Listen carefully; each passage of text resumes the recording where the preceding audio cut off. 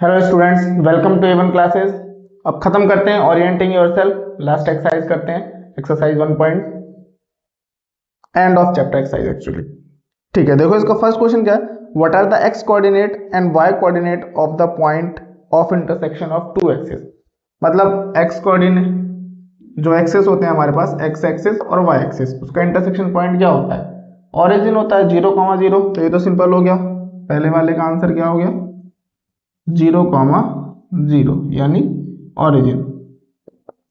ठीक है, दूसरा देखो, point W has x coordinate equal to -5। मतलब कोई पॉइंट W है जिसका x वाला जो पार्ट है वो -5 है। ठीक है, can you predict the coordinate of point H which is on the line through W। अब मतलब W के थ्रू कोई लाइन है, इस तरीके से समझो इसको। तो -5 कहाँ होगा? यहाँ होगा।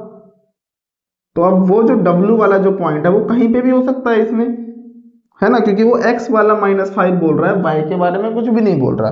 ठीक है, आगे देखते हैं। तो अब वो कह रहा है कि h जो है, h वो इसी किसी लाइन में है जो कि y एक्सिस के पैरेलल है। तो वो कह रहा है वो कौन कौन से क्वाड्रेंट में h हो सकता है। अब देखो h भी क्या हो सकता है? h हो सकता है यहाँ हो, यहाँ हो, यहाँ हो। तो अगर यहाँ होगा तो आंसर क्या होगा? Second quadrant. ठीक है, यहाँ हो सकता है, यहाँ हो सकता है, यहाँ हो सकता है, तो क्या हो जाएगा? Third quadrant. और हो सकता है कि इस लाइन पर भी हो, तो इसको हम एक्स एक्सिस बोल देंगे। ठीक है, तो ये हो जाएगा तुम्हारा सेकंड का आंसर। थर्ड देखो, कंसीडर द पॉइंट। देखो 3 पॉइंट कंसीडर करने हैं हमको, R 3,0 and A 0,-2, M -5, -2, P -5, 2। If they are joint in the same order, मतलब RAMP इस तरीके से ज्वाइंट कर दिया जाए इनको, तो हमको बतानी है दो ऐसी साइड जो कि परपेंडिकुलर हैं एक दूसरे के। देखो, और इसने क्योंकि लास्ट में एक लाइन लिखी है, now plot the point and verify your prediction. मतलब प्लॉट बाद में करने हैं, अगर हम पहले प्लॉट करेंगे तो ये बहुत इजी हो जाएगा इसका आंसर।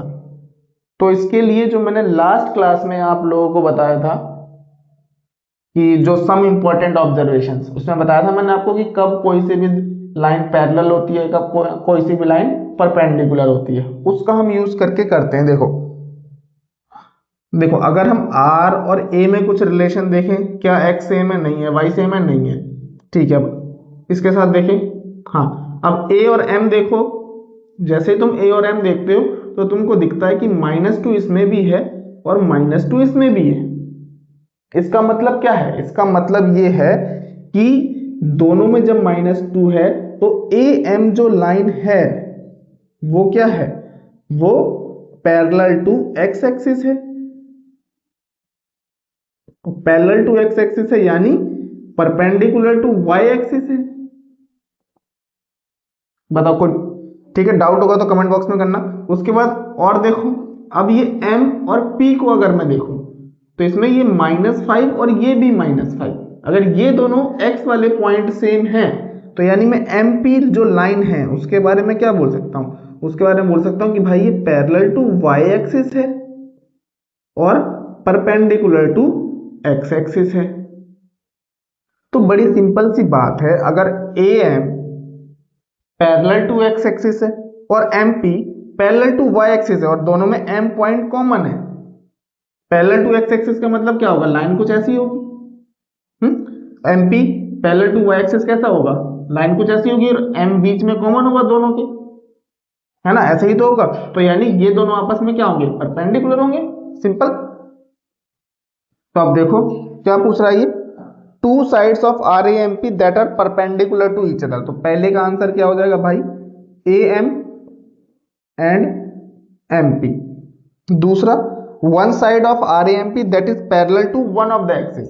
मतलब कोई सी भी एक साइड जो कि पैरेलल है किसी भी एक एक्सिस के। तो दो लाइन है हमारे पास जो कि एक एक्सिस के पैरेलल है और एक y एक्सिस के पैरेलल है। देखो, तो AM जो है वो पैरेलल है x एक्सिस के और MP जो है वो पैरेलल है y एक्सिस के। ठीक है, बाकी परपेंडिकुलर का तो तुम ठीक है, ये हो गया। उसके बाद सेकंड हो गया, थर्ड देखो, two points that are the mirror images of each other in one axis. अब देखो मिरर इमेज का मतलब क्या होता है, बिल्कुल सिंपली इसको समझो। जैसे सपोज ये मिरर है, ठीक है, अब यहां पर अगर कोई ऑब्जेक्ट है तो इसकी जो मिरर होगी वो एग्जैक्टली क्या होगी, सेम डिस्टेंस पे होगी। जितना ये डिस्टेंस है उतना ही डिस्टेंस ये होगा। सेम ऐसे ही अगर इसको मैं एक्स एक्सिस मान लूं, ये अगर ऑब्जेक्ट है तो जितने डिस्टेंस पे ये है उतने ही डिस्टेंस पे ये उसकी इमेज होगी। मतलब अगर हम थोड़ा सा प्रैक्टिकली समझे कि अगर कोई पॉइंट इस तरीके से है हमारे पास, कोई पॉइंट ये है 2,2, तो इसकी मिरर इमेज क्या होगी 2,-2, क्योंकि देखो 2 तो दोनों में सेम ही रहने वाला है। डिस्टेंस कितना है इसका 2 है, इसका भी डिस्टेंस कितना होना चाहिए 2 होना चाहिए। तो इसमें हमें बताना है कौन सा एक दूसरे की मिरर इमेज है। तो उसके लिए देखो ये वाला अगर हम देखें, इसमें देखो -5 सेम है ना, और ये -2 नीचे है और ये 2 ऊपर है। मतलब एक ही, पहली बात तो -5 सेम होने का मतलब क्या है कि एक ही लाइन में 2 पॉइंट है ये, है ना। उसके बाद y इसका -2 है, इसका y +2 है, यानी ये ऊपर 2 यूनिट पर है, ये नीचे 2 यूनिट पर है, यानी ये दोनों एक दूसरे के क्या हो गए, मिरर पॉइंट हो गए। सो थर्ड का आंसर क्या हो गया, m -5,2 and p -5,2 are mirror images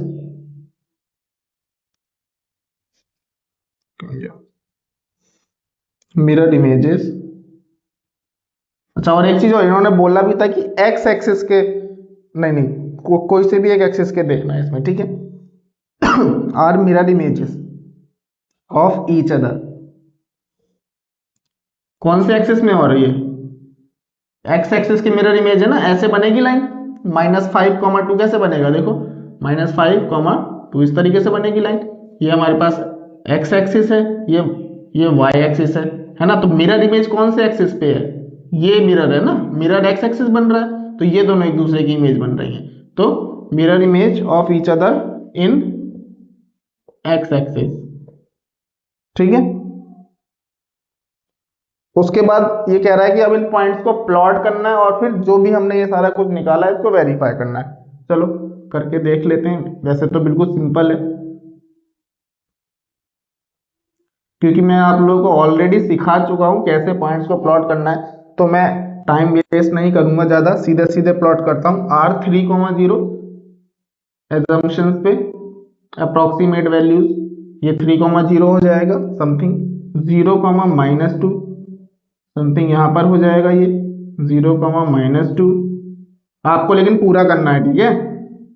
m हो गया -5,-2 -5,-2 ये हो गया। देन हो गया p -5,2, सो -5,2 ये हो गया, -5,2 ये हो गया RAMP। देखो ये दोनों हो गई, ये देखो ये हो गई y एक्सिस के पैरेलल, ये हो गई x एक्सिस के पैरेलल, और ये दोनों आपस में क्या हो गई, परपेंडिकुलर हो गई, और ये इसका मिरर पॉइंट हो गया। ठीक है, तो ये सारी चीजें क्या हो गई, वेरीफाई हो गई।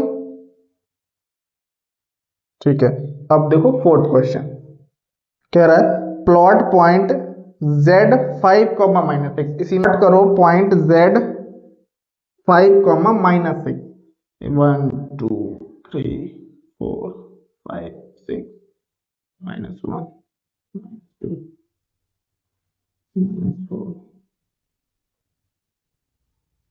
-5। तो 5, -6 कहां पर होगा, लगभग यहां पर। ठीक है, ये कर दिया भाई हमने प्लॉट -5, 6। अब क्या कह रहा है, construct a right angle triangle IZN, इसका नाम क्या है, Z है। तो IZN एक हमें राइट एंगल ट्राइंगल कंस्ट्रक्ट करना है और उसकी लेंथ पता करनी है तीनों साइड की। देखो तो राइट एंगल ट्राइंगल क्या होता है भाई, राइट एंगल ट्राइंगल होता है इसमें राइट एंगल होता है, तो यहां से अगर मैं एक सीधी लाइन यानी जो कि पैरेलल टू एक्स एक्सिस होगी उसको अगर मैं कर दूं, सपोज मैंने ये 3 तक किया है, तो ये मेरा पॉइंट क्या हो गया, ये मेरा पॉइंट हो गया 3, -6, है ना। उसके बाद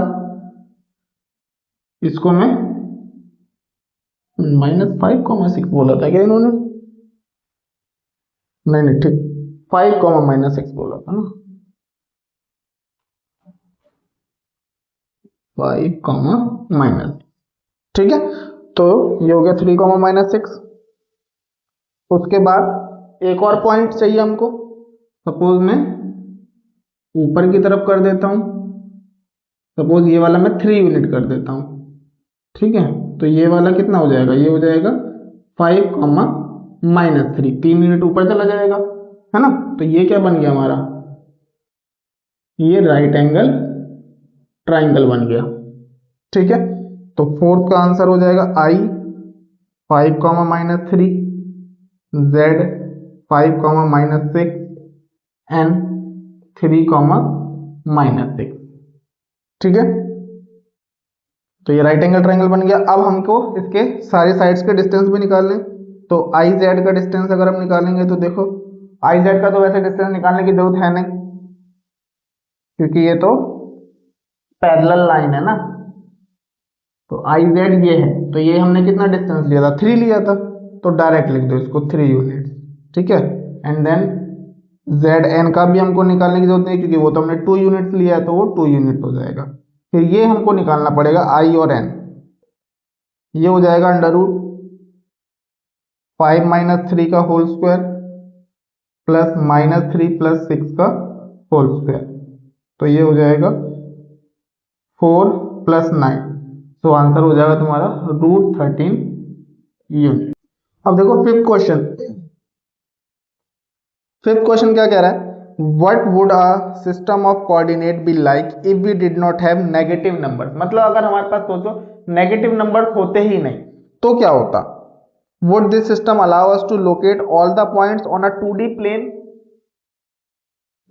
देखो वो कह रहा है कि अगर हमारे पास नेगेटिव नंबर्स होते ही नहीं तो क्या होता। तो सिंपल सी बात है, अगर नेगेटिव नंबर नहीं होते तो सिर्फ हमारे पास एक ही क्वाड्रेंट होता, है ना। If there were non negative number, if there were no negative number there will be only one quadrant, सिर्फ पहला वाला क्वाड्रेंट होता ना, सिर्फ ये वाला, क्योंकि ये बस ये वाला क्वाड्रेंट हो पाता क्योंकि ना ये बन पाता ना ये बन पाता क्योंकि ये दोनों नेगेटिव है। तो क्या उसमें हम सारे पॉइंट दिखा सकते थे, नहीं दिखा सकते, सिंपल सी बात है। तो दूसरे पार्ट का आंसर क्या हो जाएगा, नो हो जाएगा। 6th क्वेश्चन देखो जरा, 6th क्वेश्चन कहां गया, ये रहा। Are the point M -3, -4 A 0, 0 G 6, 8 on the same straight line, suggest a method to check without plotting and joining the point। तो ये कह रहा है कि बिना इनको ज्वाइन किए और बिना इनको प्लॉट किए ग्राफ में हमें ये बताना है कि क्या ये तीनों मिलके एक लाइन बना रहे हैं। तो जस्ट एक एग्जांपल समझो, हम इनको नहीं प्लॉट कर रहे हैं ना इनको ज्वाइन कर रहे हैं। देखो अगर मेरे पास एक लाइन है, ठीक है, अब एक लाइन है मेरे पास और उसमें 3 पॉइंट्स हैं इस तरीके से, कोई से भी, सपोज ये है ABC है, कोई से भी 3 पॉइंट। तो इस केस में क्या होना चाहिए, AB + BC, मतलब अब AB 4 है BC 5 है तो AC कितना होगा, 9 होगा, होगा ना। यानी अगर हम इसमें भी कुछ ऐसा ही कर दें कि अगर हम तीनों के अलग अलग डिस्टेंस निकाल लेते हैं, ठीक है, उसके बाद अगर किसी भी 2 का डिस्टेंस ऐड करके तीसरे का डिस्टेंस आ रहा है तो हम कह सकते हैं कि ये क्या एक स्ट्रेट लाइन है ना। तो मैं AM निकालता हूं पहले, तो ए एम निकालूंगा तो क्या होगा, 0 प्लस 3 का होल स्क्वायर, 0 प्लस 4 का whole square equals to 9 plus 16 equals to 25, तो ये आ जाएगा 5 यूनिट्स। देन मैं ए जी निकालता हूं, देखो 0 माइनस 6 का होल स्क्वायर, 0 माइनस 8 का होल स्क्वायर, तो ये हो जाएगा 36 प्लस 64 100 हो जाएगा, तो 100 का 10 यूनिट्स हो जाएगा। देन एम जी निकालता हूं, देखो ये हो जाएगा 6 प्लस 3 का होल स्क्वायर, 8 प्लस 4 का होल स्क्वायर, तो 6 प्लस 3 9, 9 का होल स्क्वायर 81, 8 प्लस 4 12, 12 का होल स्क्वायर 144, तो ये कितना हो जाएगा, √225, जो कि किसका स्क्वायर होता है 15 का। तो देखो यहाँ पे साफ साफ हमको पता चल रहा है कि ए एम और एम जी को जोड़ के, सॉरी ए एम और ए जी को जोड़ के एम जी बन रहा है। तो जब ऐसा हो रहा है तो यानी क्या हो जाएगा, ये तीनों क्या हो जाएंगे पॉइंट्स, एक स्ट्रेट लाइन बना रहे हैं। तो दीज पॉइंट्स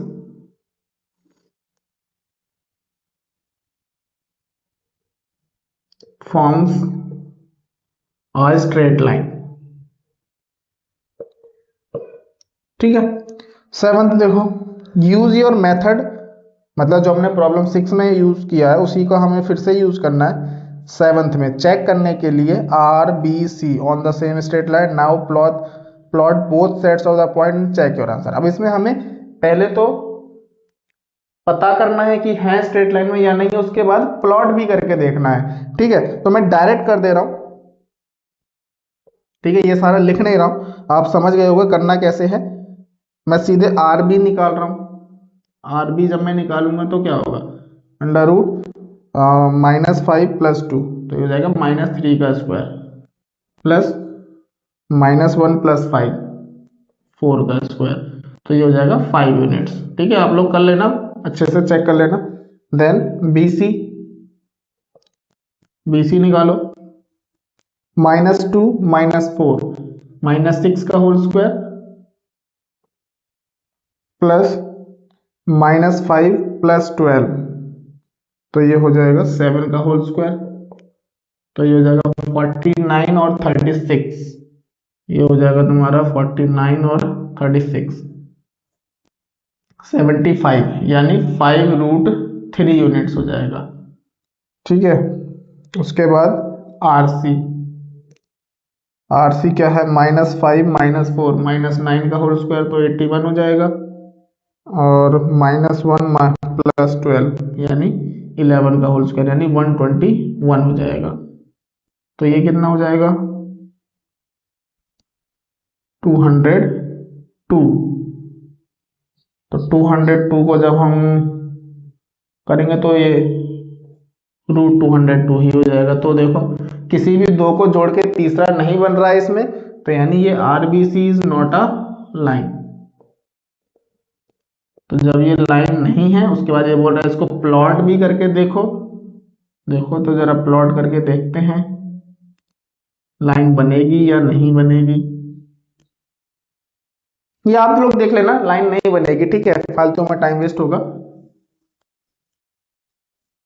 आप आरबीसी को जब प्लॉट करेंगे तो स्ट्रेट लाइन नहीं बनेगा। अगर डाउट होगी तो आप कमेंट में डाल दीजिएगा, या जो मेरी ऐप है वहां पर आप डाउट में डाल सकते हैं, वहां पर मैं इमेज शेयर कर दूंगा अगर कोई प्रॉब्लम होगी तो। ठीक है, 8 देखो, using the origin as one vertex, plot the vertices of a right angle isosceles triangle. ठीक है, तो 8th क्वेश्चन में कह रहा है, देखो इसमें क्या कह रहा है, ये कह रहा है कि जो कार्टेशियन प्लेन है इसका जो ओरिजिन है इसको हमें एक वर्टेक्स की तरह ट्रीट करना है और एक right angle triangle, isosceles right angle triangle बनाना है। देखो आइसोसेलेस राइट एंगल ट्रायंगल बनाने में कुछ नहीं है, आइसोसेलेस ट्रायंगल कौन से होते हैं, जिसकी दो साइड्स इक्वल होती हैं, है ना। अब देखो अगर राइट एंगल ट्रायंगल है तो हाइपोटेन्यूज तो किसी के इक्वल नहीं हो सकते, क्योंकि हाइपोटेन्यूज तो सबसे लार्जेस्ट साइड होती है, तो यानी बाकी दोनों जो साइड्स होंगी वो क्या होंगी, वो इक्वल होंगी। तो अगर मुझे इसको एज अ वर्टेक्स की तरह यूज करना है तो सपोज ये मैंने कर दिया 3 तक ले लिया यहाँ पे,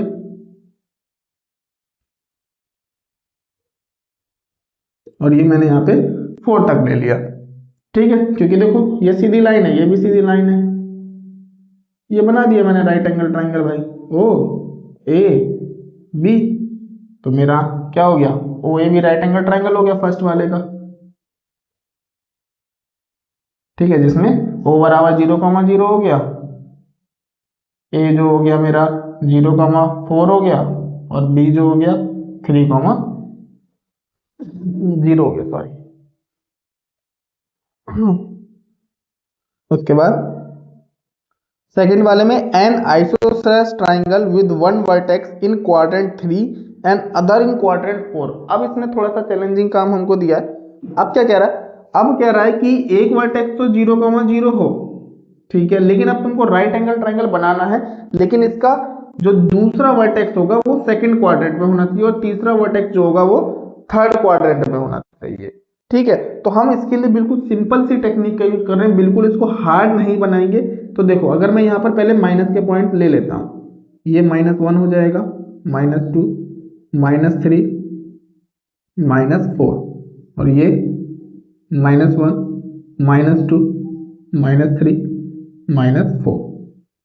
तो अब इसने मुझे बोला है कि मुझे क्या करना है, एक पॉइंट सेकंड क्वाड्रेंट में लेना और एक पॉइंट थर्ड क्वाड्रेंट में। इसको आप जल्दी से नोट कर लीजिएगा, मैं भी फिलहाल रब कर रहा हूं इसको। तो देखो मैं क्या करने वाला हूं, मैं सिंपली यहां से जाऊंगा और मैंने बोला -3,2 तक मैं एक पॉइंट ले लूं, है ना, इस तरीके से। अच्छा, अब वो राइट एंगल ट्राइंगल वाला जो कॉन्सेप्ट था वो याद है तुम लोगों को कि नहीं है?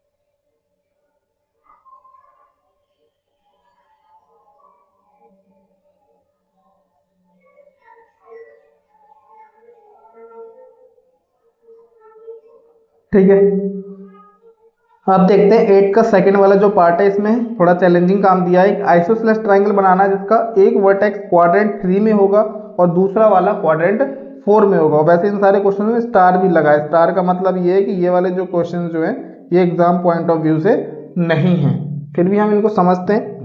देखो, अब इसमें मुझे क्या करना है,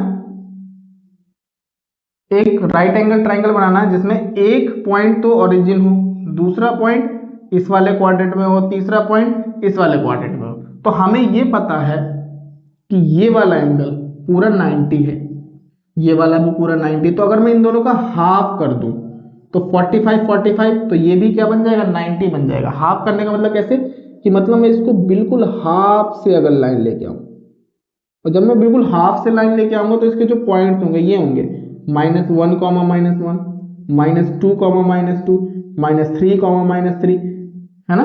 और सेम यहाँ पे भी अगर मैं बिल्कुल हाफ से लेके आऊंगा तो इसके पॉइंट क्या होंगे 1 comma 1, sorry 1 comma -1, 2 comma -2, 3 comma -3, है ना। तो इस तरीके से मैं बहुत सारे ट्राइंगल्स क्या कर सकता हूँ, बना सकता हूँ। देखो ये बना दिया मैंने, ये भी राइट एंगल ट्राइंगल है, इसमें ये क्या होगा, ये 90 डिग्री होगा, और ये मैंने बना दिया सपोज पी क्यू। तो ओ तो 0,0 हो गया, पी हो गया -3, और क्यू हो गया 3, -3, और ये बन गया तुम्हारा राइट एंगल ट्राइंगल, जिसमें एक पॉइंट थर्ड में है, एक पॉइंट फोर में। इसमें बहुत सारे ट्राइंगल बन सकते हैं, -2 से ऐड कर दोगे तो एक बन जाएगा, -4 से कर दोगे तो बन जाएगा, -1 से भी कर दोगे तो भी बन जाएगा। ठीक है, ये बात ध्यान रखना, ये 90 था तो 90 का बिल्कुल हाफ से गया मैं, इधर भी 90 है उसके भी बिल्कुल हाफ से गया मैं। ठीक है, तो वैसे ये वाले क्वेश्चन जितने भी स्टार वाले हैं ये एग्जाम पॉइंट ऑफ व्यू से नहीं है।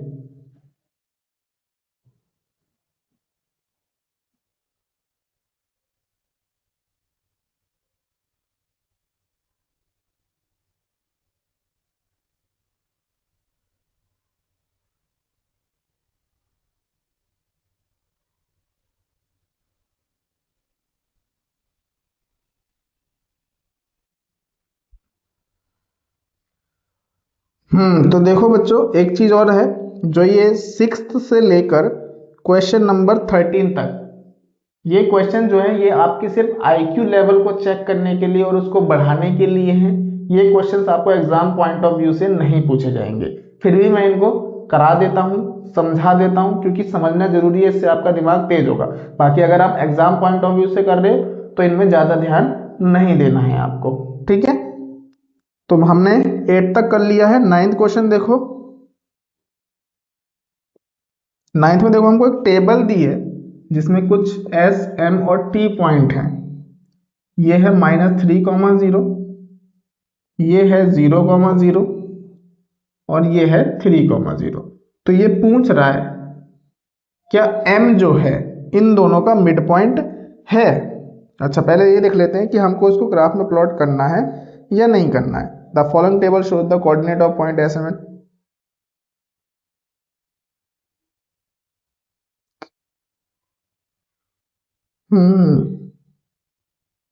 ठीक है, तो नहीं, इसमें ऐसा कुछ भी नहीं बोल रहा कि प्लॉट करना है या नहीं करना है, तो आप इसको ग्राफ में प्लॉट करके भी देख सकते हैं अगर हमको मिड पॉइंट बताना है तो।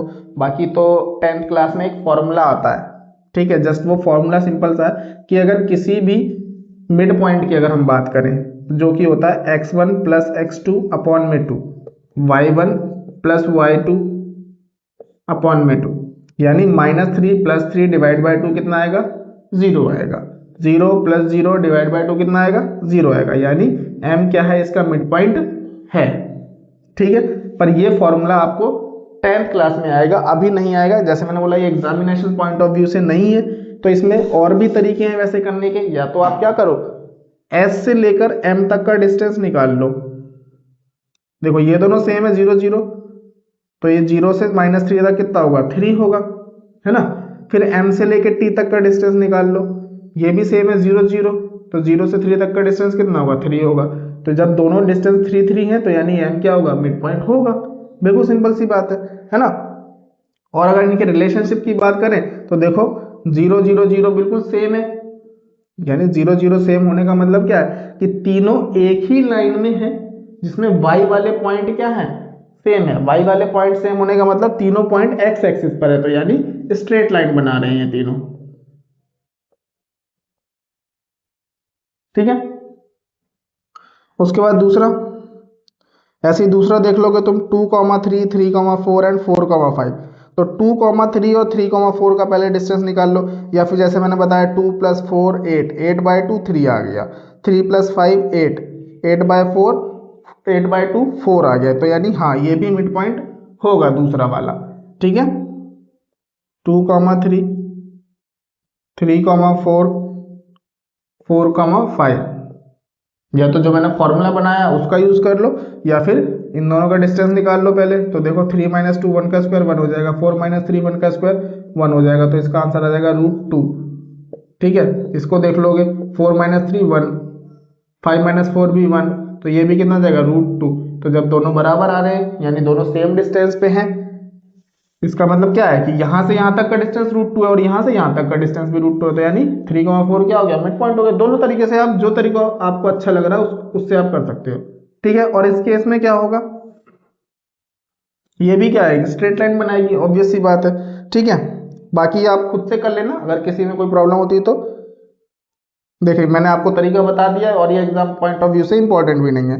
ठीक है, 10 देखो, use the connection you found to find the coordinates of B given that m minus 7 comma 1 is the midpoint of A 3 comma minus 4 and B x comma y। मतलब कह रहा है कि ये जो 10वां है इसमें वो कनेक्शन हमको यूज करना है जो हमने फाइंड किया है B के कोऑर्डिनेट को निकालने के लिए, जिससे m क्या है, देखो इस तरीके से है कुछ, A बीच में मिड पॉइंट है m और है B, तो B के पॉइंट हमको निकालने हैं। A हमको दिया हुआ है 3 कॉमा -4 और M दिया हुआ है -7 कॉमा 1, तो हमको B के पॉइंट्स निकालने हैं। ठीक है, तो जब हमको B के पॉइंट्स निकालने हैं तो देखो बहुत सारे हो सकते हैं, पर जो मैंने रिलेशन बताया वो क्या बताया, इसको और इसको प्लस करके 2 से डिवाइड अगर मैं करूं, यानी अगर मैं इसको सपोज x, y लेट कर लूं, तो मैंने बोला 3 + x डिवाइड बाय 2 क्या आना चाहिए, -7 आना चाहिए। ठीक है, यानी 7 2 जब 14, तो -14 -3 -17। सेम ऐसे ही -4 और +y को प्लस करके डिवाइड बाय 2 करके 1 आना चाहिए, तो y की वैल्यू क्या आ जाएगी 6, तो b का आंसर क्या आ जाएगा -17,6। ठीक है, 11th, let p, q be point of trisection of A B. Point of trisection मतलब 3 इक्वल पार्ट्स में डिवाइड करता है। देखो इधर करा देता हूं, ए बी है, अब इसमें P और Q है point of trisection. Point of trisection अभी मैंने तुमको बताया जो उसको 3 इक्वल पार्ट्स में डिवाइड करे, यानी P यहां पर होगा और Q यहां पर होगा। ठीक है, using your knowledge of how to find coordinates of the mid point of a segment, how would you find the coordinates of P and Q। तो हम P और Q के कोऑर्डिनेट कैसे निकालेंगे, do this case when the points are A है 4,7 और B है 16, -2। देखो अब इसको या तो हम अगर इसको पॉइंट लेट कर लें, देखो अब पॉइंट ऑफ ट्राइसेक्शन का मतलब क्या है कि ये जो P जो है ये A और Q का मिड पॉइंट है ना, और Q जो है ये P और B का मिड पॉइंट है। या फिर एक दूसरा तरीका हम कैसे यूज कर सकते हैं, क्योंकि अगर ये पॉइंट ऑफ ट्राइसेक्शन है, देखो ये 4 है ये 16 है ना, तो 4 से 16 के बीच का डिफरेंस कितना हुआ 12। अब 12 को हमको 3 इक्वल पार्ट में डिवाइड करना है, तो यानी 8 और 12 है ना, यानी ये होगा 8 कॉमा समथिंग और ये होगा 12 कॉमा समथिंग। ये सिर्फ आईक्यू के लिए है, तो उसमें हम कोई भी अपना कॉमन सेंस या रीजनिंग कुछ भी लगा सकते हैं। ठीक है, अब देखो ये है 7 और ये है -2, तो 7 और -2 का अगर हम डिफरेंस देखें तो कितना हुआ 9 हुआ। अब 9 को अगर मुझे 3 पार्ट्स में डिवाइड करना है तो 3 पार्ट्स में डिवाइड हो जाएगा, एक पार्ट में 3, यानी 7 में से 3 गए 4, 4 में से 3 गए 1, 1 में से 3 गए -2। ये भी सिंपल तरीका है मिड पॉइंट निकालने का, है ना। ऐसे भी कर सकते थे कि 3 से -7 जाने पे हमने कितना किया, देखो 10 पार्ट पीछे गए, तो यहां से भी क्या करेंगे और 10 पार्ट पीछे जाएंगे, तो -7 और -10 -17 हो जाएगा। ये -4 से 1 जाने में कितने पार्ट पीछे गए, 5 पार्ट्स पीछे गए। तो 1 से मतलब सॉरी आगे गए, -4 से 1 जाने में 5 पार्ट आगे गए, तो इसमें भी 5 पार्ट आगे चले जाएंगे, तो मिड पॉइंट हो जाएगा। ठीक है, ये अच्छा तरीका है, ये ज्यादा इजी है। 12th देखो, given the point A B C show that they lie on a circle K whose center is the origin 0, 0. What is the radius of circle K? तो पॉइंट दिए हमको A, B और C। तो point दिए हमको A, B और C। तो हमको प्रूफ करना है कि ये जो है ये सर्कल के पॉइंट हैं। तो अगर सर्कल के पॉइंट हैं तो सपोज अगर सेंटर O है 0, 0, तो और अगर ए बी सी जो है वो सर्कल में इस तरीके से, अगर सपोज अब ए कहीं पर भी है, बी कहीं पर भी है और सी कहीं पर भी है, ये सेंटर है, तो ओ ए, ओ बी और ओ सी ये तीनों का डिस्टेंस क्या होना चाहिए, बराबर होना चाहिए, है ना। तो बस यही हम यूज कर लेंगे। इधर ओ ए निकालते हैं जरा, तो ओ ए बराबर कितना आएगा, देखो 0 - 1 1 का स्क्वायर 1 हो जाएगा और 8 का स्क्वायर 64, तो ये हो जाएगा √65 यूनिट। ठीक है, देन ओ बी निकाल लोगे, ओ बी 4 का स्क्वायर 16, 7 का स्क्वायर 49, ये भी देखो √65 हो जाएगा। ओ सी निकालोगे 49 + 16, ये भी √65 आ जाएगा। तो जब तीनों ही √65 यूनिट्स आ रहे हैं, इसका मतलब क्या है, ये तीनों डिस्टेंस बराबर है। जब ये तीनों डिस्टेंस बराबर है यानी ये तीनों क्या है, रेडियस है। ओ ए, ओ बी, ओ सी क्या है, रेडियस ऑफ सर्कल है। तो इसका रेडियस की वैल्यू भी कितनी आ जाएगी, √65 यूनिट्स आ जाएगी। क्वेश्चन नंबर 13 देखते हैं। ये थोड़ा सा ट्रिकी है और थोड़ा ज़्यादा ट्रिकी है क्वेश्चन नंबर चैप्टर नंबर 9 के हिसाब से। तो मैंने क्या किया, देखो इसमें हमको ए बी सी निकालने हैं, जिसमें हमको डी ई एफ दिया हुआ है, D 5,1, E 6,5 और F 0,3। तो मैंने लेट कर लिया A जो पॉइंट है वो x1, y1 है, B पॉइंट x2, y2 है, C पॉइंट x3, y3 है। ठीक है, अब अगर D इन दोनों का मिड पॉइंट है तो इसका मतलब क्या होगा, जो मैंने बताया x1 + x2 / 2 इक्वल किसके होगा, 5 के होगा। तो यहाँ से मैं x1 + x2 की वैल्यू निकाल पाऊंगा, 10 आ जाएगी। ठीक है, देन इन दोनों को अगर मैं, ये मिड पॉइंट है तो क्या होगा, x2 + x3 / 2 = 6।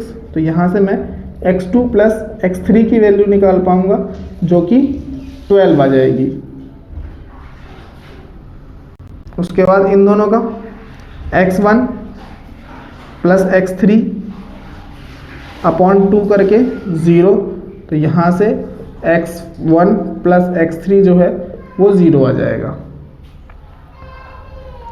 सेम ऐसे ही हमें y का करना पड़ेगा। अब इसको देखो, इसको कैसे कर सकते हैं,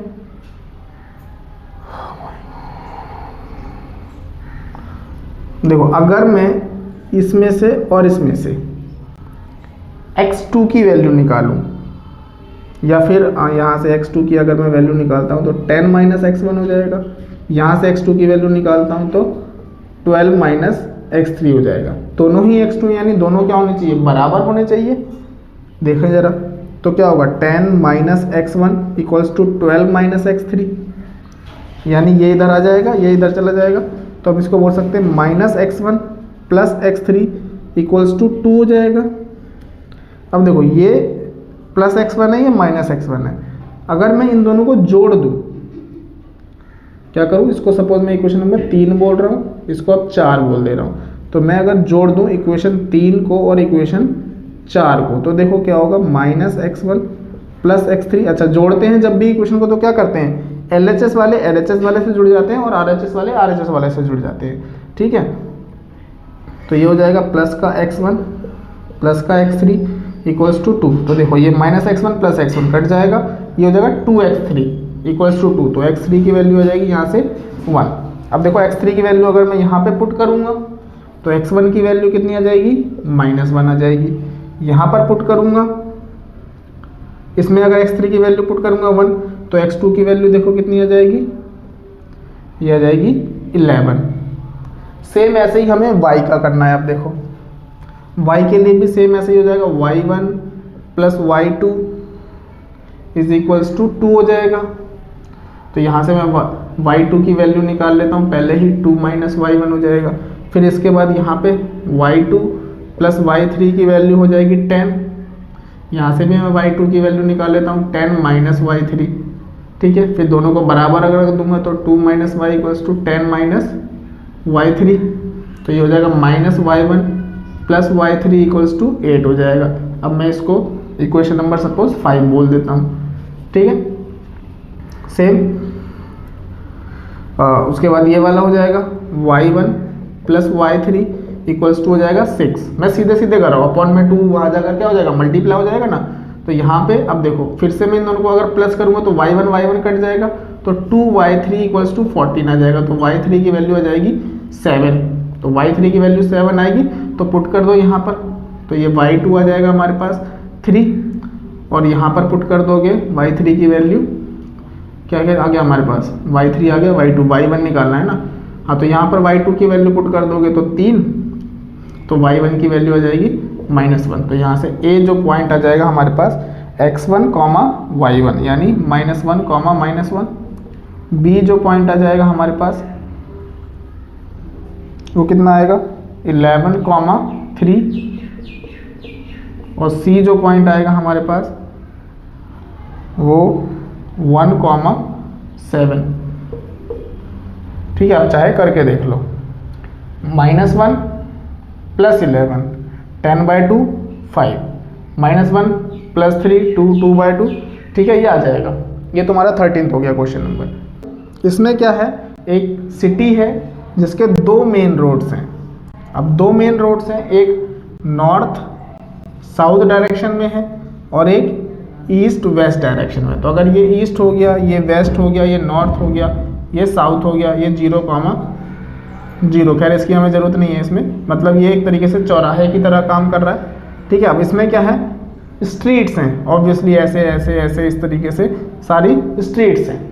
ठीक है, अब ये कुछ कह रहा है specially, if the second street running in the north south direction, मतलब नॉर्थ साउथ डायरेक्शन में अगर कोई जो दूसरी स्ट्रीट है, मतलब फर्स्ट सेकेंड, सपोज ये जो दूसरी स्ट्रीट है, ठीक है, और 5th street on the east west direction, east west direction में 5th street, first second third fourth 5th, ये तो अगर इसके जो इंटरसेक्शन पॉइंट को वो बोल रहा है 2, 3, तो यहाँ पे ध्यान रखना ये हमारे कार्टेशियन प्लेन के अकॉर्डिंग नहीं है, क्योंकि हमारे कार्टेशियन प्लेन के अकॉर्डिंग क्या होता है, ये तो 5, 2 होता। तो इसने जस्ट एक स्पेसिफिक सिचुएशन दी है जिसमें वो ये कह रहा है कि हम नॉर्थ साउथ वाले को अगर उसकी दूसरी गली है और ईस्ट वेस्ट वाले की 5th गली है, तो उसको हम 2, 5 बोल रहे हैं, यानी y वाला पहले लिख रहे हैं, x वाला बाद में लिख रहे हैं। तो उसके अकॉर्डिंग ये पूछ रहा है कि how many street intersection can be referred to as 4, 3, यानी नॉर्थ साउथ में 4th गली, ठीक है, और ईस्ट वेस्ट में 3rd गली। तो इसके कितने इंटरसेक्शन होंगे, एक ही इंटरसेक्शन होगा, है ना।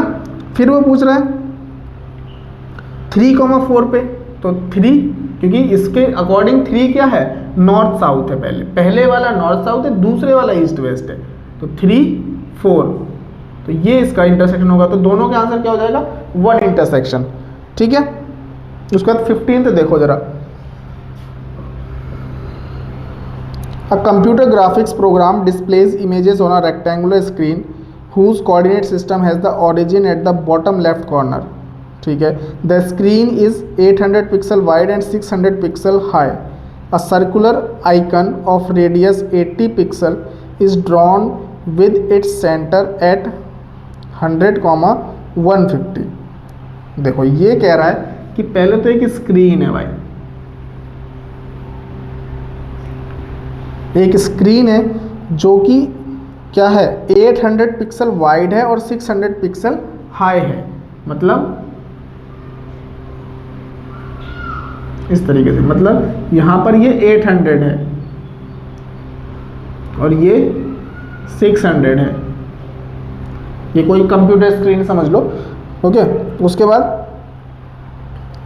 कह रहा है कि एक सर्कल है, इसमें एक सर्कल है जिसका सेंटर है 100,150 और रेडियस है 80 पिक्सल का। ठीक है, फिर दूसरा सर्कल है जिसका रेडियस है 100 पिक्सल और उसका सेंटर है 250,230। तो हमें डिटरमाइन करना है पहले whether any part of either circle lies outside the screen.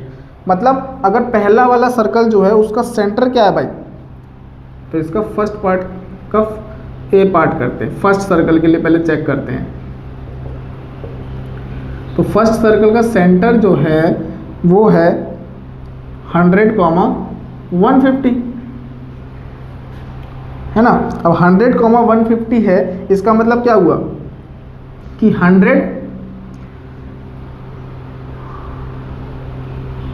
ये वाइड है और ये हाई है, यानी 100 एक्स एक्सिस पे है, मतलब 100 वाइड और 150 हाई। तो अगर ये सेंटर है 100,150 कहीं पर भी है, तो अब ये जहाँ पर भी है तो इसके सर्कल कुछ ऐसे बनेगा। अब जब सर्कल ऐसे बनेगा तो अगर मैं इसका एक डायमीटर बनाऊं और एक ऐसे डायमीटर बनाऊं, तो मुझे ये बताना है कि क्या जो सर्कल है वो स्क्रीन से बाहर जा रहा है, दोनों में से कोई भी। तो देखो जब 100,150 क्या है हमारा सेंटर है, तो 100 कहाँ पर होगा, 100,150 समथिंग अराउंड यहाँ पर होगा, मतलब जस्ट ऐसे ही समझो। और फिर उसके बाद इसका जो रेडियस है वो कितना है, वो 80 है। तो यानी 80 ऊपर जाएगा, 80 नीचे जाएगा, 80 लेफ्ट जाएगा, 80 राइट जाएगा, इससे ज़्यादा तो नहीं जा पाएगा, है ना। तो हमको यही बताना है कि सर्कल सेंटर से बाहर जा रहा है। तो अगर हम रेंज निकालें, सर्कल की रेंज निकालें पहले वाले की, तो देखो अगर मैं 100 + 80 करता हूँ तो कितना हो जाएगा, 180 हो जाएगा। 100 - 80 कर रहा हूँ तो कितना हो जाएगा, 20 हो जाएगा। सेम ऐसे ही 150 + 80 करता हूँ तो कितना हो जाएगा, 230 हो जाएगा। फिर 150 - 80 करता हूँ तो कितना हो जाएगा, 130 हो जाएगा। ठीक है, तो देखो ये सारे के सारे ही देखो 180, 20, 230, 130 सबके सब इसके अंदर होंगे ना। मतलब अगर मैं ये करता हूं तो यानी ये 180,20 सबसे नीचे वाला पॉइंट होगा सेंटर सर्कल का, है ना। और ये वाला जो है ये सबसे वाइड पॉइंट होगा, है ना। मतलब 150 अगर सेंटर है तो उसके इधर लास्ट पॉइंट, उसके इधर लास्ट पॉइंट देख लिया हमने, 100 के इधर का लास्ट पॉइंट देख लिया, इधर का लास्ट पॉइंट। अब ये मिलके सर्कल बना रहा है। तो ये सारे के सारे, क्योंकि देखो 180 क्या है, 600 से छोटा है ना, और 230 क्या है, 800 से छोटा है। तो यानी सर्कल क्या है, स्क्रीन के अंदर है पहला वाला। ऐसे ही दूसरे वाले सर्कल का रेडियस देखो, सेंटर देखो क्या है, उसका रेडियस 100 है दूसरे वाले का। तो इसको देखो 250 + 100 350 हो गया, देन 250 - 100 150 हो गया, एंड देन 230 + 100 330 हो गया, 230 - 100 130 हो गया। फिर से क्योंकि 600 से ज़्यादा भी नहीं जा रहा और 800 से भी ज़्यादा नहीं जा रहा और कम तो माइनस में आ ही नहीं रहा है, तो यानी ये भी सर्कल के अंदर ही अंदर है। दोनों ही सर्कल, बोथ सर्कल्स आर क्या है, दोनों ही सर्कल इनसाइड में है, इनसाइड द स्क्रीन, कोई भी बाहर नहीं जा रहा है। फिर दूसरे में ये पूछ रहा है क्या कोई सर्कल, क्या ये दोनों सर्कल आपस में इंटरसेक्ट कर रहे हैं कहीं पर भी, ये पूछ रहा है दूसरे वाले में। तो ये इसके लिए हम क्या करेंगे, इसके लिए हम डिस्टेंस निकाल लेंगे। जैसे कि मान लो ये सर्कल A है, इसका ये सेंटर है 100,150, तो ये A पॉइंट मान लेता हूँ, ये B पॉइंट मान लेता हूँ, इसका डिस्टेंस निकाल लेता हूँ, है ना। ऐसे ही दूसरा सर्कल है, उसका भी डिस्टेंस निकाल लेता हूँ डायमीटर का। और अगर कोई भी किसी से छोटा आ जाए, है ना, यानी वो क्या होंगे, एक दूसरे को इंटरसेक्ट कर रहे होंगे, यानी दोनों सर्कल के, या तो ऐसे ना करके ऐसे करते हैं, ऐसे समझो इसको, ऐसे रहने तो ये थोड़ा हार्ड हो जाएगा, इस तरीके से ज़्यादा इजी होगा। ये अगर एक सर्कल है, ठीक है, ये दूसरा सर्कल है, ये सर्कल का सेंटर है, तो देखो अब अगर मैं दोनों सर्कल के सेंटर के बीच की दूरी निकालूं, अगर दोनों सर्कल के सेंटर के बीच की दूरी निकालूं तो ये जो दूरी है ये दोनों के रेडियस से ज़्यादा आनी चाहिए, दोनों के रेडियस के सम से ज़्यादा आनी चाहिए। देखो अगर मैं सर्कल्स को बिल्कुल टच करके भी बनाऊं इस तरीके से, तो इसका रेडियस 80 है, इसका रेडियस 100 है, तो यानी ये जो दोनों सेंटर के बीच की जो दूरी कितनी आनी चाहिए, 180 से ज़्यादा आनी चाहिए, तभी सर्कल एक दूसरे से टच नहीं करेंगे। समझ रहे हो कहने का मतलब, अगर ये दोनों सेंटर्स के बीच का जो डिस्टेंस है वो 180 से ज़्यादा आना चाहिए, अगर 180 से कम आया इसका मतलब क्या है कि सर्कल आपस में ही इंटरसेक्ट कर रहे हैं, है ना, क्योंकि कम से कम 180 होना चाहिए, ज़्यादा कितना भी हो जाए हमें उससे दिक्कत नहीं है। तो हम यही करते हैं, दोनों सर्कल के सेंटर के बीच का डिस्टेंस निकालते हैं। तो देखो डिस्टेंस बिटवीन सेंटर्स, तो ये हो जाएगा 100 है एक और दूसरा 250, तो 250 माइनस 100 का होल स्क्वायर प्लस 150 माइनस 100, ये है ना, ये 100, 150 है और ये कितना था 250, 230, हाँ 250, 230, तो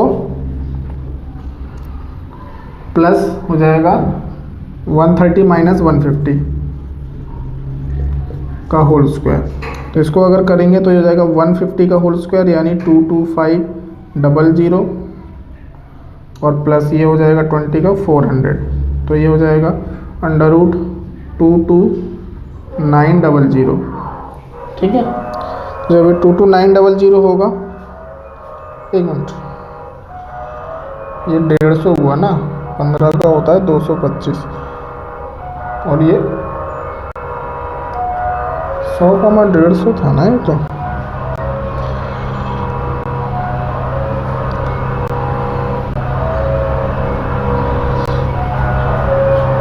अच्छा 230 था ये, सॉरी बच्चों 230 था ये, ठीक है।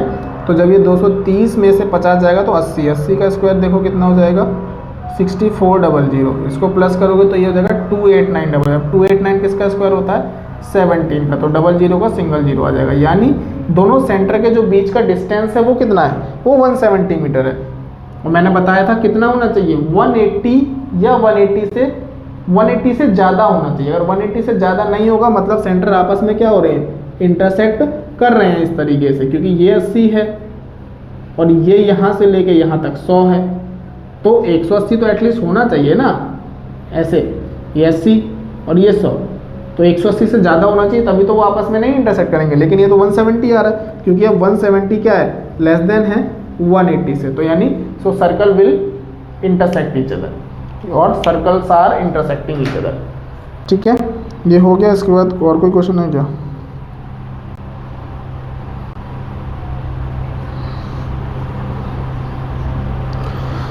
लास्ट क्वेश्चन देखो, plot the point A, B, C and D in the coordinate plane. Is ABCD a square? Can you explain why? What is the area of this square? इसको जल्दी से कर लेते हैं यहीं पे।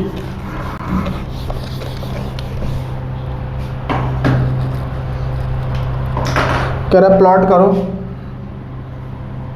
देखो 1 2 1 2 2,1 हो गया एक पॉइंट, ठीक है। दूसरा पॉइंट हो गया -1,2 -1,2 ये दूसरा पॉइंट हो गया। तीसरा पॉइंट हो गया -2, -1 -2, -1 ये हो गया तीसरा पॉइंट, ठीक है। चौथा पॉइंट हो गया 1, -2 1, -2 ये चौथा पॉइंट हो गया। तो बोल रहा है कि बताओ क्या ये एक स्क्वायर है, और अगर स्क्वायर है तो फिर इसका एरिया क्या है। तो स्क्वायर बताने के लिए तो देखो बिल्कुल सिंपल सा तरीका हम यूज़ कर सकते हैं। ये हो गया 2,1, ये वाला हो गया -1,2, और ये हो गया -1, सॉरी -2,1, और ये हो गया 1, -2। तो हमको बताना है क्या ये स्क्वायर है। तो सारी साइड्स का अगर डिस्टेंस बराबर आ गया तो यानी ये स्क्वायर है। तो इनको मैं नाम दे देता हूँ ABCD। तो ए भी ज़रा निकालो, ए भी देखो कितना आएगा, -2 -1 3 का स्क्वायर 9, 1 + 2 9, तो ये जाएगा √18। ठीक है, सेम BC निकालो, देखो 2 + 1 3 का स्क्वायर 9, 1 - 2 1 + 3 यानी 9, तो ये भी √18 हो जाएगा। ठीक है, देन CD निकालो, तो ये भी देखो √18 हो जाएगा। देन DA निकालोगे तो ये भी √18 हो जाएगा। तो यानी हाँ ABCD क्या है, स्क्वायर है। अब स्क्वायर है तो इसका एरिया कितना हो जाएगा, एरिया क्या होता है, साइड स्क्वायर, तो √18 का स्क्वायर कितना हो जाएगा, ये हो जाएगा 18 स्क्वायर यूनिट्स, ये एरिया आ जाएगा। ठीक है, इसके साथ ये चैप्टर ख़त्म होता है। उसके बाद पॉलिनोमियल का इंट्रोडक्शन मैंने ऑलरेडी अपलोड कर दिया है, उसके बाद